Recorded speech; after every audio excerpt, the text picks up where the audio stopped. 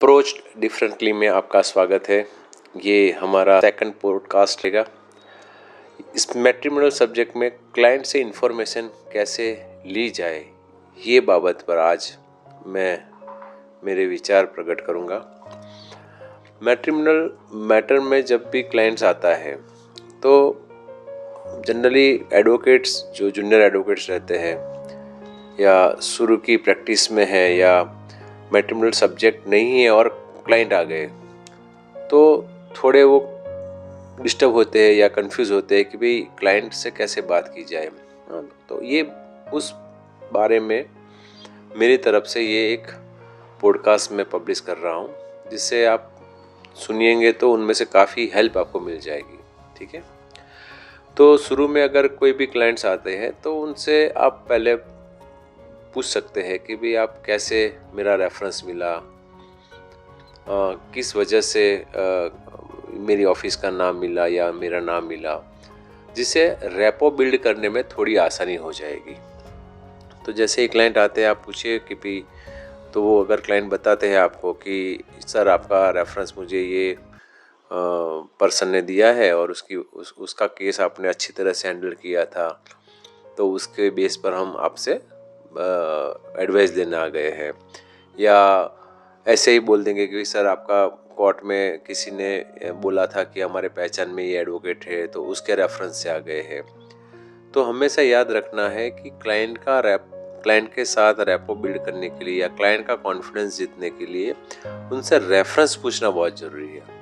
Reference पूछने के बाद 2 मिनट में आपको खाली जिस रेफरेंस से आए हैं उसके बेस पर थोड़ा सा डिटेल में बताना है, पूरा ज़्यादा नहीं बताना है, थोड़ा बताना है कि हाँ सर, हाँ मैंने ये क्लाइंट का ऐसा किया था, वो भी बहुत डिफ़िकल्टीज़ में आए थे और उनका मैंने पूरी तरह से हेल्प करके एक साल में या 2 साल में उनका इश्यूज सेटल कर लिया था। जिससे क्या होगा कि क्लाइंट को भी विश्वास आ जाएगा कि भाई हाँ ये सर मेरा भी उसी हिसाब से करेंगे। ठीक है, उसमें ज़्यादा डिस्कशन नहीं करना है, ज़्यादा उनकी प्राइवेट पुराने क्लाइंट की प्राइवेट बात या जिसने रेफरेंस दिया उनकी बात लेके ज़्यादा टाइम पास नहीं करना है। एक बार उनको भरोसा आ गया, ठीक है आप कर लोगे, उसके बाद तुरंत क्वेश्चंस पूछना है कि सर आप को क्या इश्यू है, किसके लिए आपने मेरा कांटेक्ट किया है।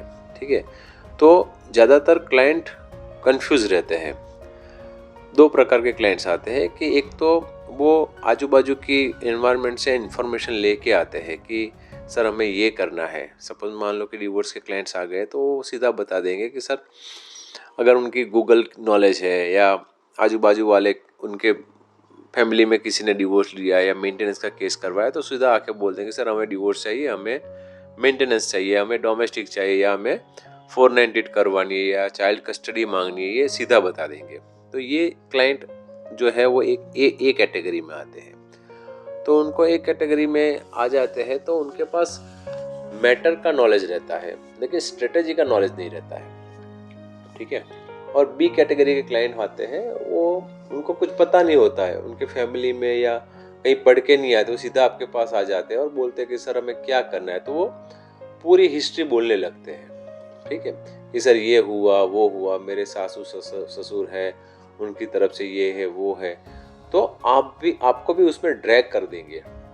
ठीक है, तो जब आपके पास ए और बी दोनों टाइप के क्लाइंट आते हैं तो आपको किस हिसाब से उनसे इंफॉर्मेशन लेनी है। आपको क्लाइंट्स की बातों में ड्रैग नहीं होना है, आपको उनको कहाँ पे स्टॉप करना है, कैसे स्टॉप करना है, ये मैं आपको यही मेरे पॉडकास्ट में मैं आपको समझाऊंगा।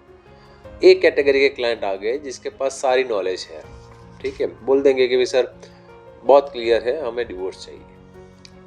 तो उनको समझाना है कि आपको डिवोर्स चाहिए, सामने वाले को क्या चाहिए। सपोज मान लो कि आपके पास जो क्लाइंट आया वो हस्बैंड है, सामने वाइफ है, उसकी वाइफ के सामने उसको केस करना है।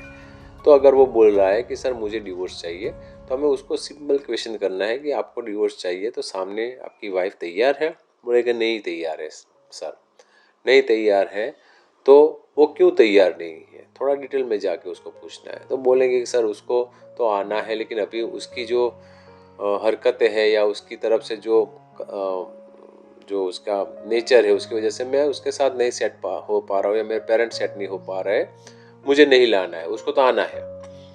पहले ये डिसाइड कर लो कि आपके क्लाइंट को डिवोर्स चाहिए, उसको भी नहीं उसको आना है, तो आप डिवोर्स के साथ 2-3 ऑप्शंस उसको दे सकते हो, लेकिन उसके रेफरेंस में आप इंफॉर्मेशन लो। अगर मान लो कि उसकी क्लाइंट आपका क्लाइंट तैयार है और उसकी वाइफ भी तैयार है फॉर एग्जांपल, तो वो सिचुएशन में क्या करना है? तो वो सिचुएशन में पूरी डिटेल नहीं लेनी है उसकी फैक्ट्स की, वहाँ पे रुक जाओगे। अच्छा ठीक है, तुम्हारी वाइफ तैयार है, आप तैयार हो, तो हम एक लीगल नोटिस से पहले बात करते हैं कि भाई ये सिचुएशन हुई है, उसको इनवाइट करते हैं कि अगर mutually if you are ready then we can go for the consent divorce. या आपके क्लाइंट के कोई मीडिएटर है, दोनों के बीच में मीडिएटर, उनसे बात करवा के बोलो कि उसको भी लेके आ जाओ, जिससे हम कंसेंट टर्म्स में बात करके ख़त्म करते हैं। तो पहला अप्रोच होता है जो क्लाइंट बहुत स्पेसिफिक है, ए कैटेगरी के, उनसे आपको क्लियर करना है कि ओपोनेंट जिसके सामने वो केस करने के लिए आ रहे हैं उनको क्या चाहिए, उनके माइंड में आपके जो क्लाइंट आए हैं उनके तरफ से क्या उनका फीलिंग है या एक्सप्रेशन है। ये एक बार तय हो जाता है, उसके बाद आप उनसे फैक्ट्स जो है वो ले सकते हो।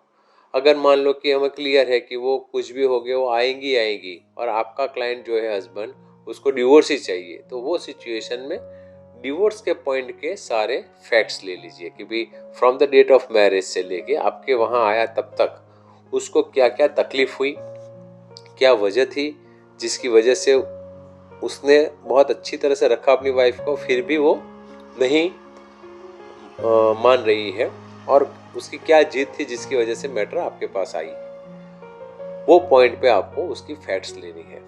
ठीक है, बच्चे की बारे में है तो उसका वेलफेयर कैसे आपके पास है या आप उसको वेलफेयर कैसे बना सकते हो, तो वो बारे में फैक्ट्स लेनी है।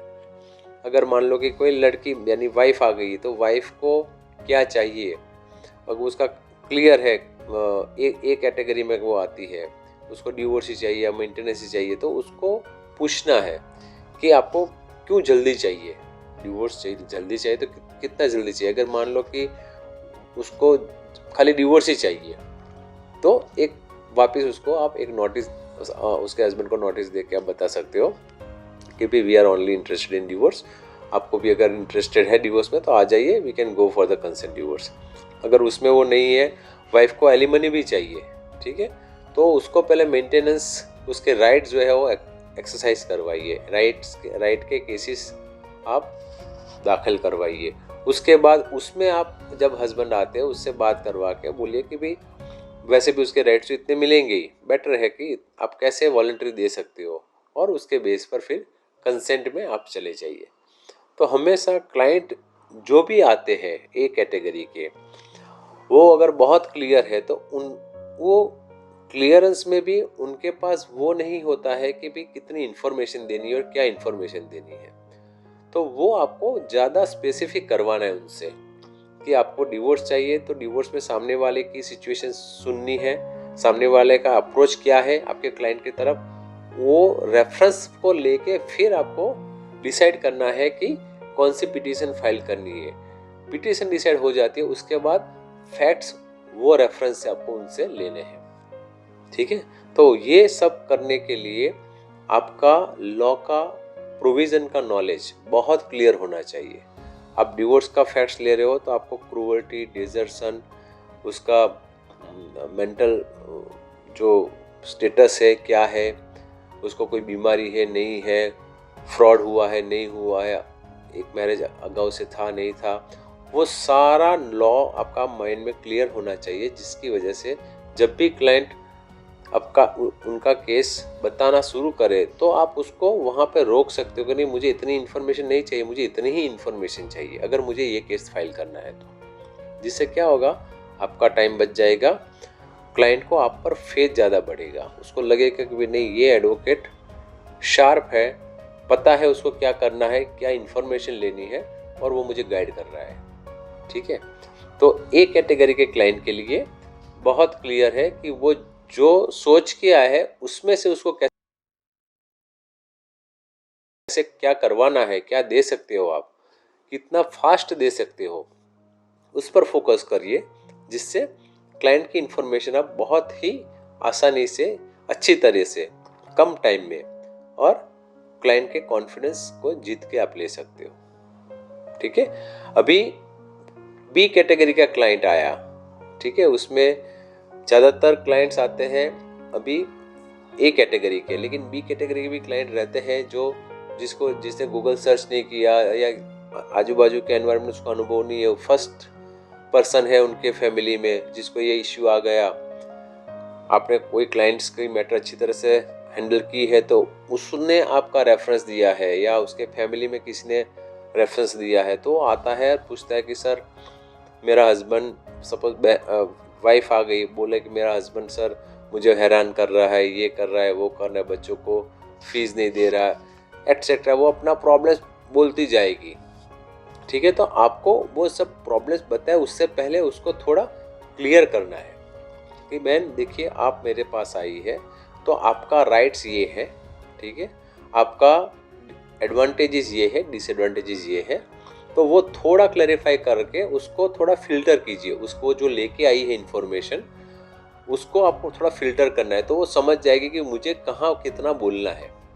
फिर जाके बोलना है कि अभी ये सारे चीज़ें हैं, आप मेंटेनेंस मांग सकती है, डोमेस्टिक जा सकती है, 498 कर सकती है, डिवोर्स कर सकती है, कॉन्जुगल राइट कर सकती है, ये सारे आपके राइट्स हैं। उसमें से क्या करना है आपको, तो पहले वो बातें उससे निकलवाइए। वो बोलेगी सर मुझे डिवोर्स करना है या कॉन्जुगल राइट करना है या मेंटेनेंस करना है या कस्टडी करना है, पहले वो फ्रेम में उसको लेके आ जाइए।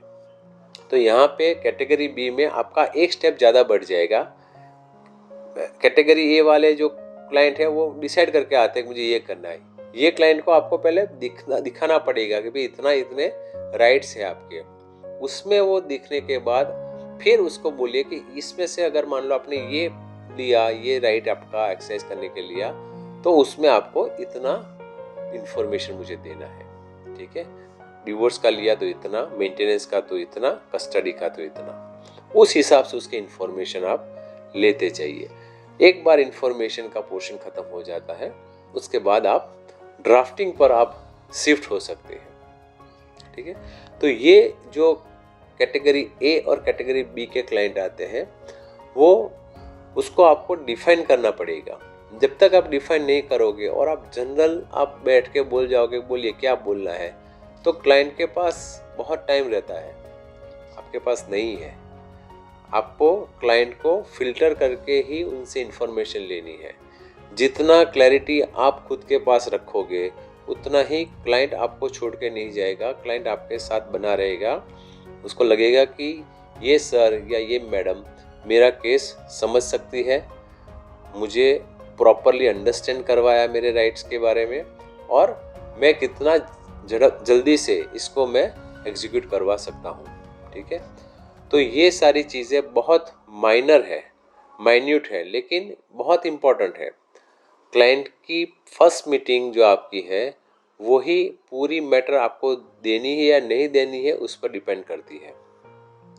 अगर आपने गलती से कैटेगरी ए वाले क्लाइंट को उसने डिसाइड करके आया है, फिर भी आप आपका नॉलेज उसको बताओगे कि नहीं आप ये मत करो, मैं बोलता हूँ वही करो, तो क्लाइंट चला जाएगा, क्योंकि वो डिसाइडेड है, उसने रिसर्च करके आया है, जान के आया है, तो उसको उसकी रिसर्च में ही आपको उनका फायदा या नुकसान दिखाना है। ठीक है, कैटेगरी बी का क्लाइंट आता है, उसको अगर मान लो कि आप सीधा नॉलेज बताओगे तो वो थोड़े कंफ्यूज हो जाएंगे, उसको ग्रेजुअली समझाना है।